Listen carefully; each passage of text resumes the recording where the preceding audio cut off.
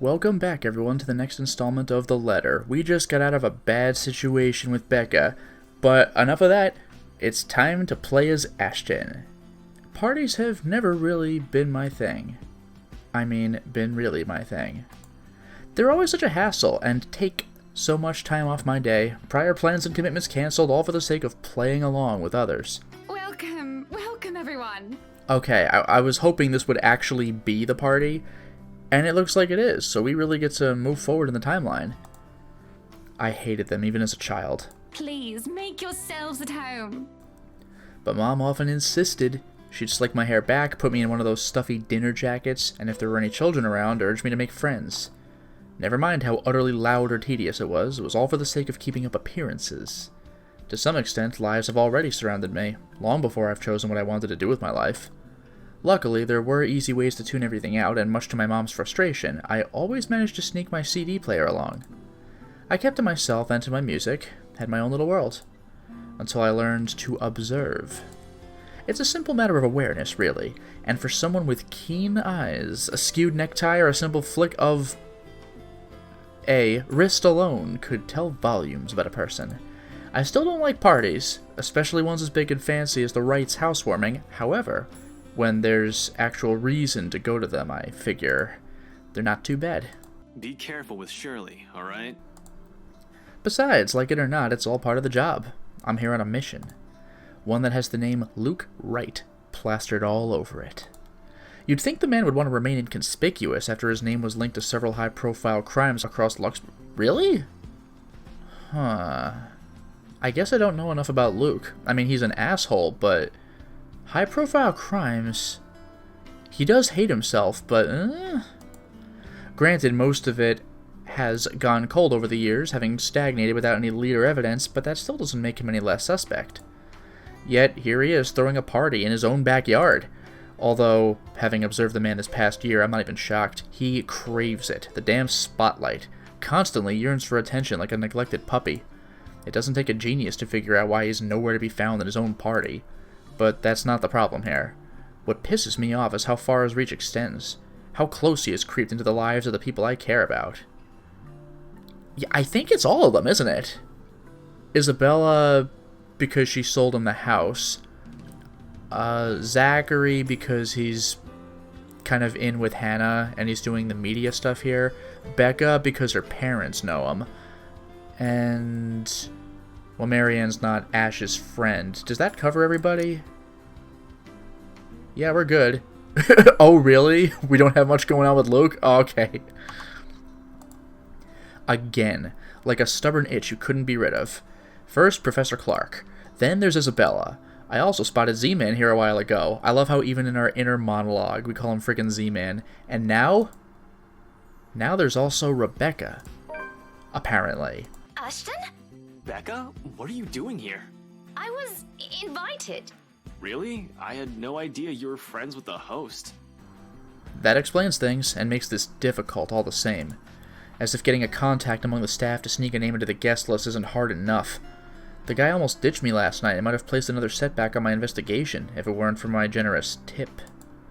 Then here comes Rebecca, another person to mind. Well, it's my parents, actually. But that's beside the point. What are you doing here? You hate parties. I still do. I'm just here on behalf of a friend. Unnecessary lie. I can't bring my own friends into this any further than what they found themselves in. Because if Luke Wright so much as harms a hair on either Zach's or Rebecca's heads, there will be hell to pay. Worrying about Isabella's brief dealings with him is stressing in itself already. Isabella almost cracked him in the face. I doubt he'll attempt anything in front of other people, though.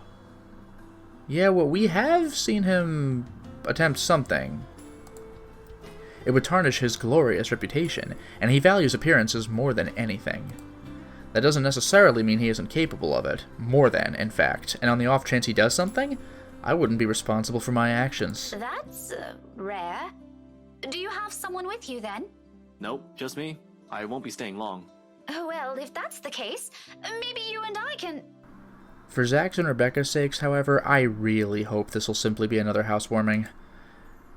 As far as I know, it basically is, except for the fallout. The problem is Marianne's in the freaking dungeon, but we have no idea about any of that. even though something tells me it's anything but. Call it a detective's intuition or whatever. When Luke Wright's involved, nothing good has ever come out of it. I can't let my guard down here. Even more so when a familiar car slows to a stop and out comes... Chief? Yeah, so he is the chief. Ugh. My presence here might be odd at best, but I have an excuse. One that this man handed to me himself a year ago, along with a heavy dose of flattery for the newly promoted detective inspector. Can't exactly say the same for my good old boss, can I? Although, to see him here chatting it up with Luxburn's Richard Famous isn't such a big surprise in itself. No disrespect meant, but the guy is obviously a social climber. What is surprising is that he seems all too eager to mingle with a person of interest's wife. Yeah, just what the hell is he doing here? Oh, we'll get there. I have to see Ash's reaction to this. Like, oh man. Ashton, what's... Sorry, Becca. I need to... There's something I need to check for a bit. I'll talk to you later. Do you have a ride home? No, I had to take a cab here. My car wouldn't start this afternoon. But what about... What the shit is going on here? I told you to get that old thing checked before, didn't I? You can head back with me after this. Anyway, I gotta go. See ya. Be careful, okay? Hey, be careful! About what exact... I don't want to draw attention to myself either, at least not until he's given me a proper reason to spoil his little party. Rochelle couldn't have been Ash's doing. He would know she's the inspector's wife. Was Ash going to do something and then the party got spoiled better? Thank you for the invite, Anna. Husband still missing, I see. Ugh, this guy. I should be saying the same of your darling Rochelle, Lee. The doctors again. For now, the best I can do is wait and remain inconspicuous, especially with Chief here, whose motives are dubious at best. If it means having to pretend I don't know Zach and Rebecca, or forcing myself to rub elbows with people I barely know, let alone like, then so be it. I can't involve anyone. Wandering is out of the question as well, when there are guards and civvies stationed here and there. Sure, getting past them is something I could do with these, but I'd rather not right now, when I'm one of the few snooping and roaming about. It'd be best to try and do so once there's a crowd of people. Well, you know what? I got a good feeling about this. And if their interior designer's drunken claims are to be believed... Yes, well, what about Luke? Should we file a missing persons report now, or do you want to wait 24 hours? I mean, I've already talked about this. He's around. You know, I can tell if someone's bluffing. It'll all come down to how well I'll play my cards tonight. With a good hand, this party is going to give me the breakthrough I need to crack Luke Wright. Or something to prove my suspicions wrong. Maybe find out what kind of game my boss is also playing. Yeah, well, I guarantee we're solving one of those mysteries, unless we're out of the room at the time. I've had an inkling before. A few hunches tempered down by how much of a bumbling fool the man appears. But one does not simply deal with the Wrights and get invited to a party they host without wanting anything from either of the two. Or it's the other way around. So with a last wary glance at the two, I head into the ballroom. Oh boy! I just hope this will not complicate things further. Shit. By the time the party's in full swing, night has fallen, yet there still isn't a Luke Wright in sight. The man can be quite ostentatious, but this, frankly, I'm impressed. I don't even know how many hors d'oeuvres I've already stuffed my face with. Hors d'oeuvre. One too many, probably. The servers are already giving me a stink eye every time I saunter over the buffet table. That's kind of funny. Blame your employer, not me. He's the one who had the guts to show up late. Besides, most of the guests' idle talk is concentrated in this area. Despite standing under the same roof with the very people they're whispering about, some just couldn't resist. I might as well keep an ear out for any useful info. Is Suarez still fixing that tech problem? Reginald, I do believe. Tech problem? It's been 3 years. Sooner or later, the Blighter will put 2 and 2 together. He might have already. If the red tape I'm being slammed with these past few months suggests anything. That or someone has been pulling the strings. I wouldn't be shocked. This case would not have gone this long if Scumbag didn't have a mule of some kind in the force. Shush you, we all know Suarez just wants an out. I knew he was bad news the day the merger with Evans Incorporated happened. Okay. Oh, yeah, that would be Hannah's maiden name. Feh. Glad I did not have to deal with that. I love that. Feh. But keep it down, someone might hear. The wife especially. This kind of negligence has always been an advantage, but sometimes I wish I could be smashed drunk while doing this. Having sharp ears also means you get to hear the most unsavory things. Who cheated on whom this week, one person's motive for bashing someone's skull against the wall, or a father's excuse for burning his own daughter alive, that sort of stuff. After a few years it gets tiring, you get desensitized to it. But humans could also be downright awful. Sometimes there simply isn't enough brain bleach in the world. Sadly, the wine is a no-go tonight and mostly for show. I'm up for another drive later for one, and I definitely want to be sober in case anything comes up. And something always comes up in assignments like this. A detective inspector dying of cardiac arrest, for example. Because I can feel the moment my heart grinds to a halt, the second I shift my eyes to a corner of the ballroom. Hannah Wright. Some will say I'm acting a touch bit paranoid, and maybe I am. This is a party and she's the hostess, it goes to say that she'd take time to mingle with her guests. But Hannah Wright, née Evans, I hope I said that right, isn't without her fair share of accolades. At least to the public, she doesn't seem like it. Unlike her husband, she's the one with the business sense, not to mention the impressive track record needed to manage a company, or effectively hide whatever irregularity there might be. She's clean, as far as my agents and I have found, but it doesn't rule out a possible involvement with whatever her husband's up to. Hell, Luke Wright came out clean in previous reports until I bothered to take a deeper look into it. What I found may not be sufficient to bring anyone to trial yet, but it's enough to nurture suspicion. This may be a bit of an overreaction, but no one lasts long in my line of work by being careless. You would catch his eye a lot better if you wore nicer clothes, don't you think? Oh, do we hear this? Didn't realize the housewarming was going to be this fancy. I would have gone with a nice dress if I knew. Nothing to be worried about then. She's probably even more careful with appearances than her own husband, having grown up with the spotlight focused on her. Yet, even knowing that, the anxiety stays, has been here since the party started. I've brushed it off earlier, who wouldn't feel edgy, right? I've gone undercover in a party hosted by the very person I'm investigating.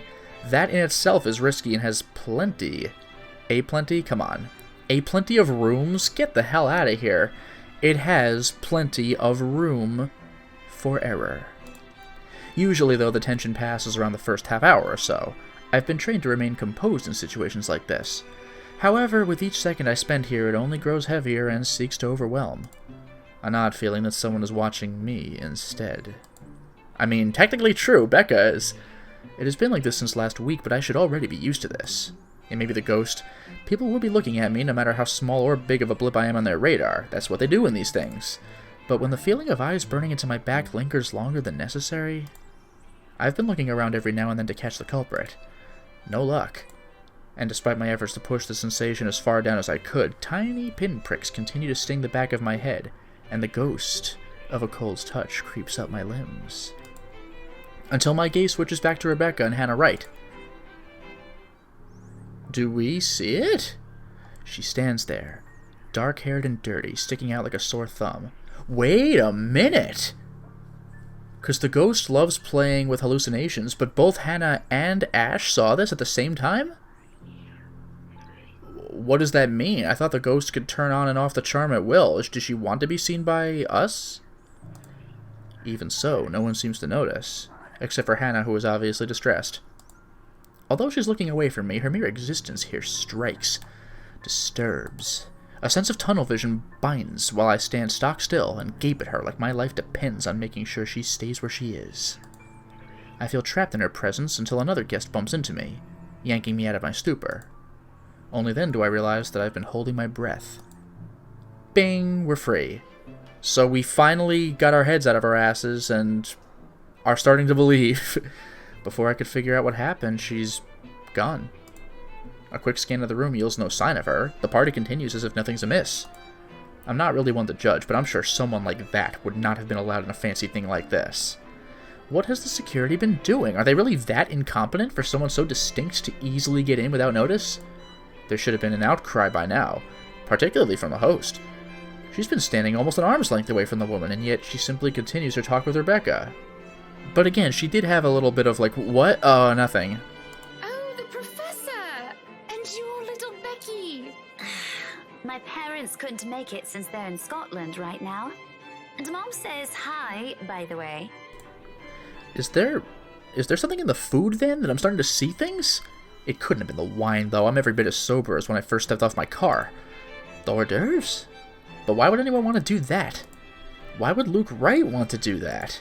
He's fishy, but I couldn't see why he'd ever think it'd be a good idea to lace the food he'd serve in his party. With someone like Chief Lee on his guest list to boot. He has been linked to narcotics trade, yeah. However, that kind of tactic is below him, that much I could tell. Unless there's a mass murder waiting to happen here tonight, which I highly doubt. Yeah, just one murder. Maybe a couple more depending on my player actions. We circumvented one! Ladies and gentlemen, don't worry about it, but there's room for more. So... What the fuck was that? But there's no time to look deeper into this even if I want to. Not when a telling silence comes upon the room and draws everybody's attention to the main doors of the ballroom, where Luke is about to make a corny joke and do a low-key Alfred Ashford laugh. About damn time. Good evening, ladies and gents. Enjoying the party? I hope I'm not too late in welcoming you all to the Wright Mansion. I love the way he does that. To the Wright Mansion. I've been tailing this guy for a while now. Before that, I heard stories from previous officers who tackled this case, none of which technically is, but no one talks like that, pleasant. Mind, I'm not counting the incident with Professor Clark yet. Pleasant is glossing over the gravity of it. While Wright's good at covering whatever shady stuff he's doing, he's shown to be a really rotten guy. At least that's the case when he thinks none of his peers are around to judge him. I've lost track of how many counts of verbal abuse and harassment cases the guy could be pinned with. I mean, just this freaking game. He doesn't even care. Standing in the same room as him doesn't make me want to punch him any less. Actually, the urge is stronger, but protocols. My case, first and foremost. My own opinion of the man shouldn't get ahead of my purpose here. If I want to put him in his place, it should be in court, with all proper charges filed against him. And I'll only be able to do that once I gather enough evidence to pin this bastard down. Welcome, one and all, to our humble abode. Scumbag, that's so good. We actually know the name, and we're doing Scumbag anyway. That's freaking great. Because Sleazy Douche, we didn't know his name, and then we kinda stuck with it. But Scumbag, no, that's just what he is, too bad. Tonight, if you have yet to find yourself in your roles, you are all ladies and lords of the court of your king and queen. If you would excuse my presumptuousness. That freaking laugh every single time. So, enjoy the feast that has been laid out for your senses as we only allowed the best to be served. Enjoy the rest of your night, everyone. I know I won't. Suppressing my annoyance, I prepare to step away from the crowd. Amidst the cheers and claps, now is as good a time as any to move. Try to find that something the McCulloch woman talked about.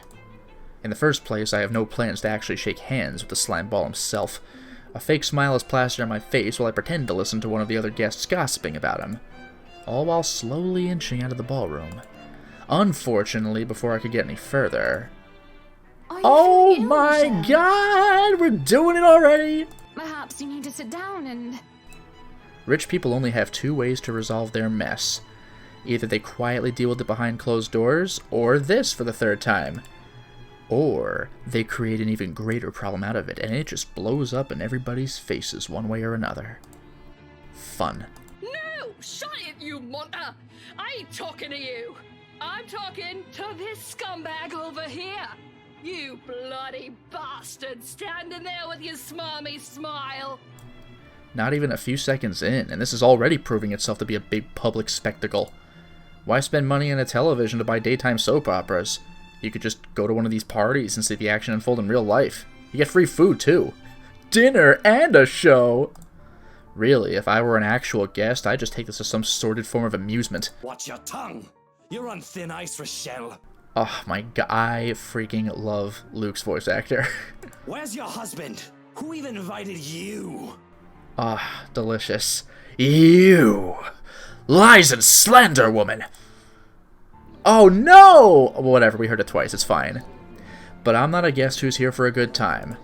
I need to focus on him even through this whole sorry tale. So I wait, I listen, I observe. Did he hear the part about who Rochelle is? Because that's some details about his boss. Interesting, isn't it, though? That's the Chief Inspector's wife. Okay, there we go. Music cut off. This... Okay. Oh, we're done? We're just done? Whoa. Huh. I really thought that this was going to be a shift in tone and we would be doing investigative stuff. Guess not. The morning after starts off quiet. Even the whole of Salemwell Residences seems unusually still. The open hallway when I step out is devoid of tenants, no sounds coming from the other units either. So this is after the awkward trip home. Becca's already gone to the library, so we're just in her place, I guess. It's almost as if something's brewing on the horizon. A peaceful night's sleep still does wonders for the mood, though. I can't even remember the last time I've slept without anything urgent interrupting. It's a nice break from all the bad news lately. If it weren't for the insistent buzzing in my pocket waking me up, I'd sleep in. The ringing has stopped before I can move somewhere private, but sleep has also been effectively kicked out of my system by then. Pity, and I could use a little more rest until I have to face the other storm. Of course, I owe Rebecca an explanation. It doesn't matter if it's the whole truth or another hastily spun tale, although I haven't really figured out how to go about this yet. Unlike Zach and Isabella, who don't usually ask questions and are content with what little I could share, Rebecca's rather quick on the trigger. It'll have to be set aside for later, though. Oh, that's right, that stupid ringtone. I'm gonna read this real quick so I don't have to hear that again. The chief sneezer's back at me almost as if it's mocking me. Sad. It would have been nice to just chill after last night and maybe have listened to the news. Sure, it's the same thing we've been hearing lately. Still be standing outside the chilly Lexington morning on the phone with my boss. Sighing, I answered if only to get this over with. Where are you right now? Oh, thank God. Now, that's the tone I didn't expect from him at this hour. Just thinking about how this will go already gives me a headache. Immediately, I reach up and pinch the bridge of my nose to stave it off. This is why I won't ever drink myself senseless. What was that? Nothing, Chief. A pleasant morning to you, too.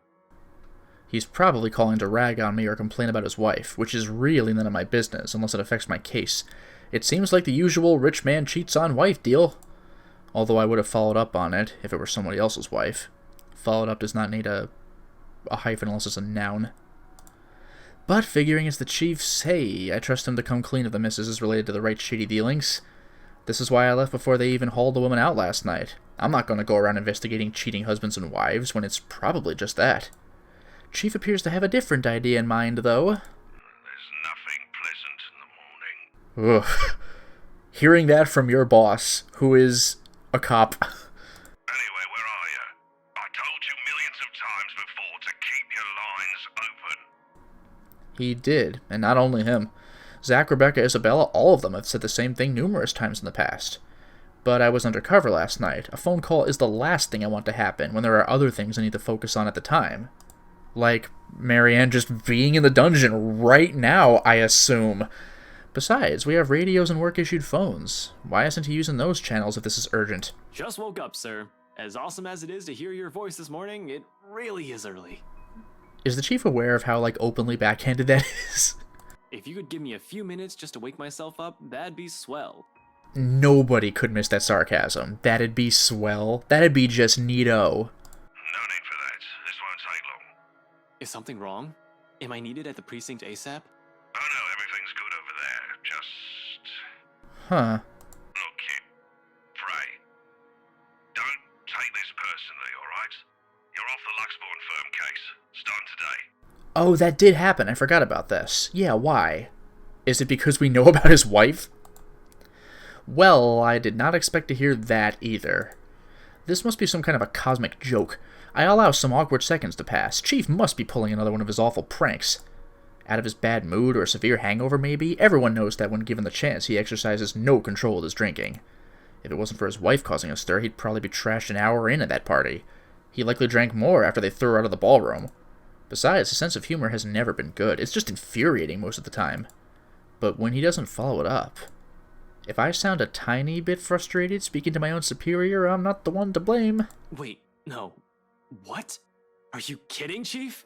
Is this one of your practical jokes again? The temps won't say anything about it, but I... It's not that. They're orders. From the higher-ups. What? Ah, the higher-ups. Yes. My favorite word. Since when do the higher-ups ever care about what the Criminal Investigation Department did? As far as I could tell, they don't give a hoot if CID is filled with cold cases as long as we keep the spending low.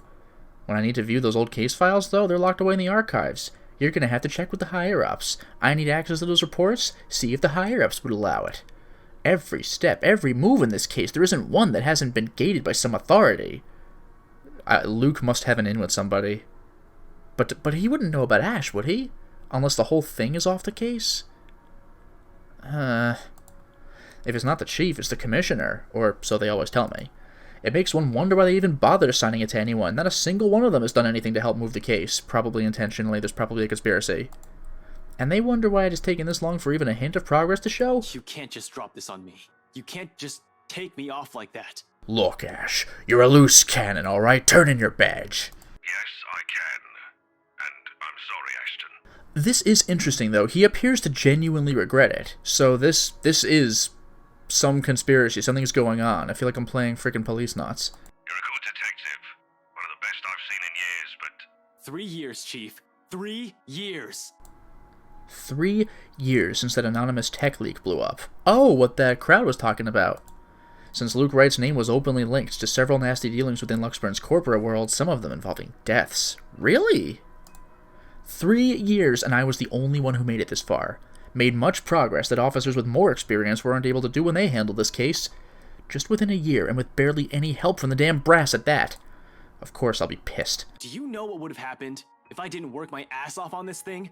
If I didn't dedicate a whole year of my time on it, it would have gone cold. Like every fucking case Luke Wright has been linked to. I saved this from getting thrown into the archives, sir. I mean, like, the chief really does appear to feel bad about this. We'll see. I'm getting close. If you could just... I'm fully aware of what you've done, Frey.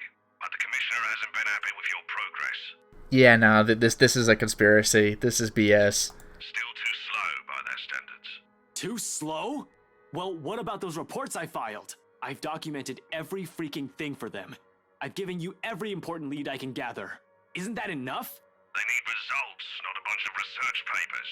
Not one baseless assumption after another. Maybe the chief is on this if he's saying baseless. Concrete proof, Frey. I'm really sorry. They've already made a decision. They're going to pass this on to someone who's been in the force longer. Someone who has more experience. Someone who has more experience? They meant nothing by it, but you're still too young to work on a case this big. Chief, I've already done more than what those old farts ever did behind their desks. All of it, within just a year of being assigned to this. Watch your language, Frey. Those are your superiors, I'm not some damn rookie fresh out of training. I'm as qualified as they are. Feudal, I know it is. They'd never say it within my earshot, but from the very minute I stepped into their precinct, a lot of them had underestimated me. From their stares alone to the assignments I got. To them, I'm still just a kid, too young, too green, too inexperienced. And once they pulled that card on me, every argument I have gets thrown out the window. No matter how logical it is, how much I've accomplished, what the record says, or the amount of work I've put in every investigation they throw my way. We're all aware of your skills, kid. You wouldn't have that badge and rank if you weren't good enough. However, this case is just not for you. Too high profile, too risky to put a good officer like you in harm's way. What does that last part even mean? You want bumblers to get put in harm's way? Can he even hear himself? Yeah. That reasoning is odd in itself. No one joins this line of work without knowing the dangers of it. Don't I get a second chance? You said it yourself. I'm a good detective. It'll just be a matter of time before we can close this. It doesn't matter what I think, Frey. You're off the case, and that's final. I expect all related files and documents on my desk by Monday morning. And don't even try to go touch anything. I know how hard-headed and determined you are. Chief, please. A few more weeks. I'll have the proper evidence left on your desk by then. I swear it won't take longer than that. Fred, it's too late, boy. I've already informed the other officers. You aren't to be allowed access until you've been given a new assignment. Hell, just keep out of the precinct, Frey. Take the weekend off. Seriously, Chief, is this about last night? Oh, careful. If this is about me being at that party, I have a good reason for... You were at the party. Ooh, boy. It makes me pause. His wary tone, the sudden careful note in his voice. Slowly, a frown forms on my face, my eyebrows knitting together in confusion. Much as I hate to say this about my own boss, there's also suspicion in it. Hard not to think of it that way, seeing how he acted around Hannah Wright last night. Is he worried? Why should he be? Everyone who was anyone was invited. I didn't doubt for a second why he received an invite, even if his presence was questionable. There's something wrong, and I've unintentionally walked into it. Into should be one word. All I have is the sneaking suspicion, but when one looks at this from a different angle, put everything together, why the hell I've been taken off this case might be for the same reason he was there in the first place. Fuck. Yes, Chief, I was. For a good reason. What were you doing there? I know we don't have a strict rule against attending functions, but that was... He coughs, and it almost sounds like he's choking on his own excuses, lies. I mean, I'd freaking turn white if I knew that anybody I knew saw me at that party when that happens in my marriage to the guy we're investigating. Oh my god. I don't know how he's talking with a straight voice this morning, even if he didn't know Ash was there. I don't want to accuse him of anything yet. He's someone I've respected since I joined LPD, even with his bizarre sense of humor and tendency to procrastinate. He's obviously competent enough to get the job done. He wouldn't be Chief Inspector of Luxburn Police if he wasn't. He wouldn't last years in service without some track record backing him. Unless that too is a fluke, and what's backing him is not something, but someone. Oh. Oh, shit. Fucking hell. Fucking shit. Chief Harvey, about last night with the... Why does it matter, Frey? This isn't about that. Why does it matter? Why does it matter? I'll recite the whole damn oath we've taken upon being sworn to service if I can, but at this point it seems too late to remind him of that. He has probably already moved from serving and protecting people to serving and protecting his own interests. Damn it. I've suspected the upper brass of this, even the lower-ranked subordinates in the force, but for my own boss? Shit. No wonder that leak didn't lead anywhere. Someone closer might have been pulling the strings. I might have been set up to fail long before the fucking case had been assigned to me. But I don't want to just give this up. I don't want to believe I've wasted an entire year for this. I don't want this to be the kind of news to tell Professor Clark after all those promises I've given the man. This could be good, though, right? He told us to just drop everything, take the weekend off, which means we're not going to be obligated to be in the station. We could just use the weekend to do our own risk-getting-fired investigations. I just want to know, sir, at the party, with Luke and Hannah Wright, you were... Monday, Detective Inspector. First thing in the morning. Every copy of the files you have, I want to see it all on my table, understood? He's playing this off more coolly than I thought he would. This isn't... Frey, am I understood? What else can I do other than smile and nod? Did you notice, by the way, he has a lot more, well, obviously he would have more professionalism in his voice in a conversation like this, but he doesn't have that breathy way of talking. Like, Frey, am I understood? Like, he has that leery voice when he talks to Hannah, which makes it all the more creepy. Like, that's not just his voice. He's just doing that. Ugh. With my own superior expecting an answer using that tone, brushing my questions off as easy as discarding a dead body. Yes. Yes, sir. He cuts the line as soon as the words are out. You're off the case, Frey. Just like that. Funny why this still caught me off guard. I've discovered years ago how different the actual thing is, how far from reality everything I've believed in as a dreamy-eyed kid. There are no high-speed pursuits every day, no thrilling gunfights or exciting cases every step of the way, no jumping and shooting 2 guns in the air, no jumping and shooting 1 gun in the air, no firing 1 gun in the air until it goes out of ammo and screaming, ah. Only paperwork, lots of red tape, and dealing with the politics and bureaucracy. I've set out to change things, hoping it'll make things better for the people I care about. It ended up changing me instead. Serves me right for being too idealistic, I guess. This is probably the universe telling me that it's better to remain the skeptic I really am. Now here I am, standing useless. Can't even do anything but grit my teeth and kick the wall. The bastard didn't even acknowledge my response. What did the poor wall ever do to you? Is that Becca?